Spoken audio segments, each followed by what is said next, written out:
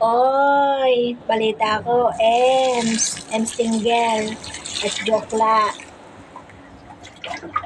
Hindi nyo ata kaya si Idol Sendo Ryan, kaya ngayon ang binabanatan nyo si Ma'am Honey May tsaka si Idol si Sir John Wax. Bakit? Ha? Mahiya kayo kasi yung mga taong hindi degree holder, sila pa yung nakakaisip na huwag kayong tirahin.